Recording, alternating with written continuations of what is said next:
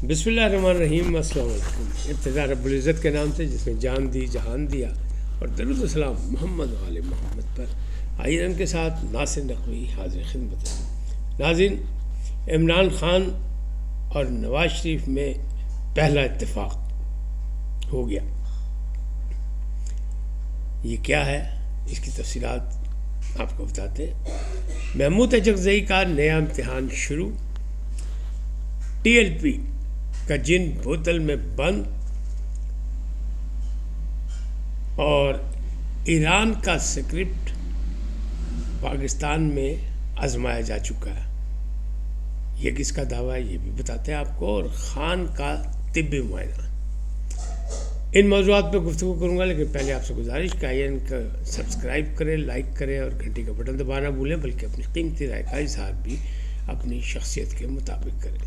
جی ناظرین، پہلی بات یہی کہ ایران کا اسکرپٹ، ایران کے حالات تو بہت خراب ہیں. تو ایران کا اسکرپٹ جو ہے وہ کہتے ہیں یہودی لابی نے لکھا ہے، اور اسرائیل اس کا بڑا دشمن ہے. وہ پہلے ایک بار ہاتھوں میں ہاتھ ڈال بھی چکا ہے، اور وہ امریکہ کا گھر جوڑ بھی ہے. اور اس کے حملے سے، یعنی ایران پر حملے سے، بھارت جیسا دوست جو تھا وہ بھی کھل کے سامنے آ گیا کہ وہ اسرائیل کا دوست ہے، ایران کا دوست نہیں. تو یہ کس نے کہا کہ وہ اسکرپٹ پاکستان میں آزمایا جا چکا ہے 2023 میں.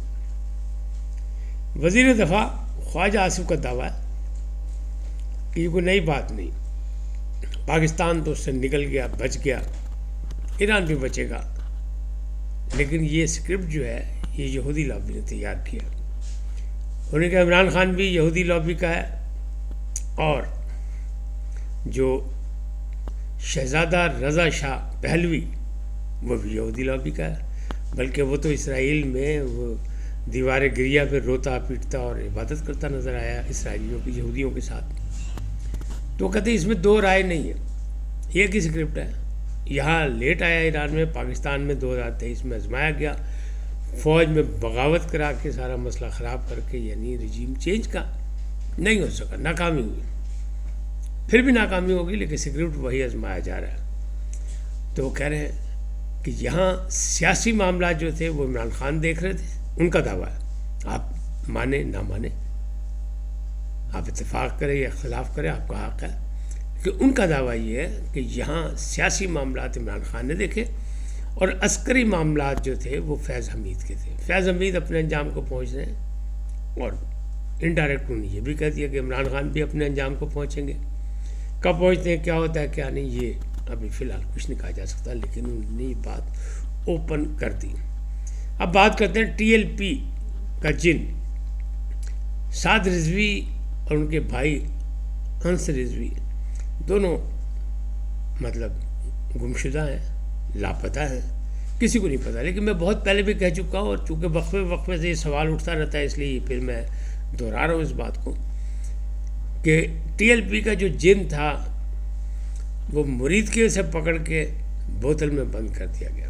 اب آپ کو کہیں وہ زور شور نظر نہیں آ رہا اس جن کا، کوئی کارروائی کرامات نظر نہیں آ رہی.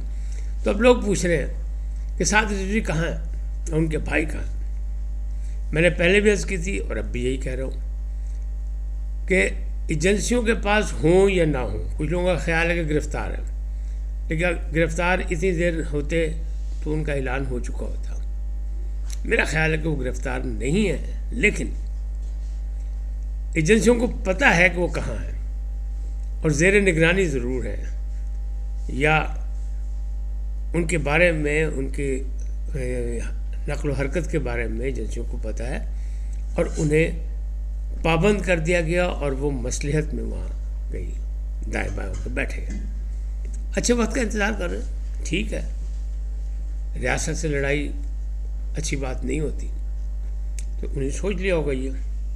اب محمود اچکزئی کا نیا امتحان، آج ان کا لیڈر آف اپوزیشن کا نوٹیفیکیشن جاری ہو گیا، اور بیرسٹر گوہر خان اور چیف ویپ عامر ڈوگر نے دوسرے رہنماؤں کے ہمراہ سردار ایاز صادق سے وہ نوٹیفیکیشن وصول کر لیا. اب قومی اسمبلی میں باقاعدہ اپوزیشن لیڈر مل گیا. دیر آئے درست آئے، کیونکہ محمود اچکزئی جو ہیں وہ ایک سکہ بند سیاستدان ہیں. آئین اور قانون کی پاسداری کے لیے ہمیشہ انہوں نے آواز اٹھائی، اور پاکستان سے وفاداری جو ہے اس پر بھی ان کے شک نہیں کیا جا سکتا.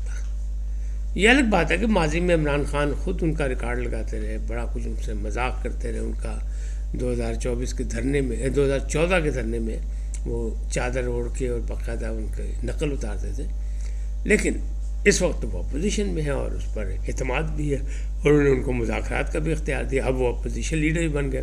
تو اب کیا ہوگا؟ نیا امتحان کیا؟ نیا امتحان یہی ہوگا کہ کیا عمران خان کو رہا کرانے میں وہ کامیاب ہو جائیں گے، یا ملاقاتوں کا سلسلہ دوبارہ شروع کرا دیں گے. تو اس کا جواب یہ ہے کہ کیا وہ گارنٹی جو کہہ رہے تھے کہ میں گارنٹی عمران خان کی دیتا ہوں وہ اس پر قائم ہے، اور کیا حکومت انہیں عمران خان سے ملنے کا موقع دے گی، مواقع فراہم کرے گی، تاکہ وہ ان سے ہدایات لے کر، کیونکہ انہیں نامزد کیا، انہیں مینڈیٹ دیا، اور پھر آگے چلیں. دونوں کام مشکل لگ رہے ہیں، کیونکہ فواد چودھری جو ہے وہ یہ کہتے ہیں کہ اسٹیبلشمنٹ اور عمران خان دونوں چاہتے ہیں کہ پی ٹی آئی جو ہے اس کا خاتمہ ہو جائے، یعنی اگر عمران خان نہیں تو پی ٹی آئی بھی نہیں. اسی طرح عمران خان کے جو بہنوئی ہیں حفیظ اللہ نیازی، ان کا کہنا بھی یہ ہے کہ عمران نے زندگی میں کبھی سوچا ہی نہیں ہوگا کہ پی ٹی آئی کا چیئرمین اگر میں نہیں تو کوئی اور ہوگا، اور بیرسٹر گوہر کے ساتھ جو کچھ ہو رہا ہے وہ سب کے سامنے کہ وہ چیئرمین ہیں، لیکن انہیں مانتا کوئی نہیں. ہدایات اور حکم اور سب جیل سے آتے ہیں، قیدی نمبر 804 کی طرف سے، اور حکم عدولی پر سزائیں بھی سب کو ملتی ہیں، اور سب کو نکالا بھی جاتا ہے. یعنی شیر افضل مروت کے ساتھ جو کچھ ہوا وہ دیکھ لے، یا باقی جو بھی ہے، کوئی تفصیل بتانے کی ضرورت نہیں ہے. تو اس صورتحال میں کیا ہوگا؟ کیا وہ سچ مچ ایسی ہے؟ ایک اور بات کہ خان کا آج طبی معائنہ کرایا گیا. ان کی آنکھوں میں اور دانتوں میں کوئی پریشانی تکلیف تھی، تو پم سے ڈاکٹر ٹیم آئی اور ڈاکٹروں کی ٹیم نے ان کا معائنہ کیا. آنکھوں دانتوں کے علاوہ بھی مکمل طبی معائنہ بھی کیا ان کا.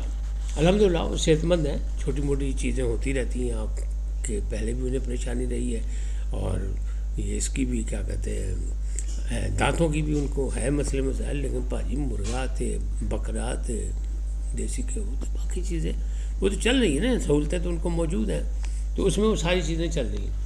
اب بات کرتے اس بات کی، اس خبر کی کہ عمران خان اور نواز شریف میں پہلا اتفاق کہاں ہوا، کیسے ہوا.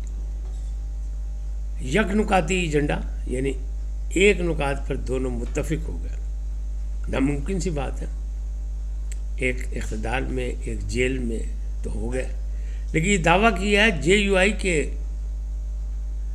مرتضیٰ ہیں، کامران مرتضیٰ، انہوں نے دعویٰ کیا، اور مسلم لیگ کے ذرائع بھی کہتے ہیں کہ قائد نے منظوری دی ہے تو نوٹیفیکیشن جاری ہوا ہے محمود اچکزئی کا. اور محمود اچکزئی کی نامزدگی کس نے کی ہے؟ عمران خان نے. لہٰذا یک نکاتی ایجنڈے پر دونوں متفق ہو گئے کہ محمود اچکزئی ان کے اپوزیشن لیڈر، اور منظوری قائد مسلم لیگ نے دی. اور جب لاہور آئے تھے وہ راجہ ناصر عباس کے ساتھ، تو یہاں کچھ زیادہ سرگرمیاں ان کی نہیں تھیں، لیکن انڈائریکٹ انہوں نے پیغامات دے دیے تھے. انہوں نے کہا تھا کہ نواز شریف سے میرے پرانے تعلقات ہیں، لاہور اسم میں ہم بڑا احترام ان کا کرتے ہیں، وہ 3 دفعہ وزیر اعظم رہے ہیں، وہ ایک سیاسی شخصیت ہیں اور اہم شخصیت ہیں.